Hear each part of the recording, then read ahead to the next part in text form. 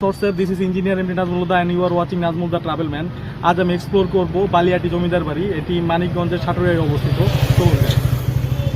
মূলত ঢাকা হতে বালিয়াটি জমিদার বাড়ির দূরত্ব 60 কিলোমিটার। 195 টাকায় এই ট্যুরটি কভার করব। তো আমার সাথেই চলুন, দেখুন আমি কিভাবে এটা কভার করি। মূলত এই বাইকটি 1 লিটার তেলে 45 কিলোমিটার করে মাইলেজ দিতেছে।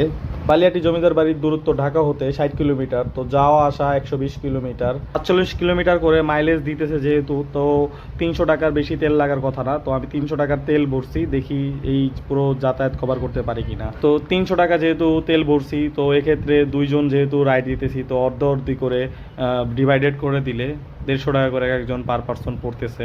আজকে আমি সেফটি ইউজ করতেছি। মূলত আমি হেলমেট পরি না, হেলমেট পরে রাইড দিতে আমার পছন্দ না। তারপরও আমি মেইন রোডে যেতে উঠছি, পুলিশের হ্যাজেলে জানি না পড়তে হয়, তাই হেলমেট পরছি। আপনারা কেউ হেলমেট ছাড়া বাইক চালাবেন না, যদিও আমার হেলমেট একটুও পছন্দ না, তারপরও আজকে পড়তে হইতেছে। বালিয়াটি জমিদার বাড়িটি মূলত মানিকগঞ্জ জেলার সাটুরিয়াতে অবস্থিত। তো অনেক ভাইরা যারা বাসে যাবেন তারা ঢাকার গাবতলী হতে এসবি লেক নামক একটি বাস আছে। এই বাসটি মূলত ঢাকার গাবতলী থেকে ডাইরেক্ট সাটুরিয়াতে চলে যায়। তো মূলত 2 ঘন্টার মতো সময় লাগে। 90 টাকা ভাড়ার বিনিময়ে আপনারা জনপ্রতি সাটুরিয়া যেতে পারেন।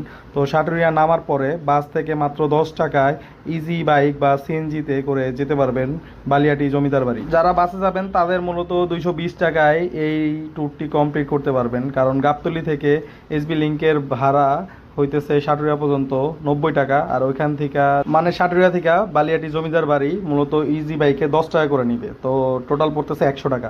তো জনপ্রতি 100, 100, 200, আর সাটুরিয়া জমিদার বাড়ি মানে বালিয়াটি জমিদার বাড়ি এন্ট্রি নিতে লাগবে 20 টাকা। এই টোটাল 220 টাকা লাগবে একজনের বাসে ট্রাভেল করে। আমি মূলত চিপ কস্টে ট্রাভেল করে থাকি। তো আমি যেভাবে ভ্রমণ করে থাকি এভাবে আপনাদেরও ঘুরতে উৎসাহিত করি।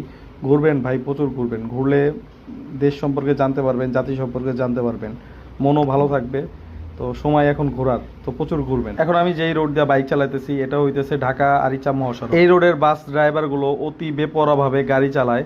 তো আপনারা যারা বাইক নিয়ে যাবেন তারা খুবই সাবধানে সতর্কতাভাবে বাইক চালাবেন, কারণ এই রোডে প্রচুর পরিমাণ অ্যাক্সিডেন্ট হয়ে থাকে। বলতে বলতে আমি মানিকগঞ্জে এন্ট্রি করে ফেলছি। যদি বাইক নিয়ে ট্যুর দিয়ে থাকেন তো মূলত চেষ্টা করবেন 2 জন রাইডার যাওয়ার জন্য এক বাইকে। তাহলে হয় কি, মানে যতটাই রোড হোক না কেন আস্তে আস্তে করে অল্প অল্প করে ভাগাভাগি করে চালানো যায়। এতে করে মানে ট্রাভেলটা আরও বেশি উপভোগ করা যায়। মূলত এখানে আমি একজন রাইডার, তো আমারই মূলত বাইকটা পুরোটা কভার করতে হবে চালিয়ে। মূলত আমার ইচ্ছা আমি পুরো বাংলাদেশটা ট্রাভেল করব। এখন দেখা যাক কতদূর কি পারি। অ্যাটলিস্ট 64 ডিস্ট্রিক্ট তো মাস্ট বি ট্রাভেল করবো ইনশাল্লাহ। তো দেখা যাক আমি পুরোপুরিভাবে 64 ডিস্ট্রিক্ট কভার করতে পারি।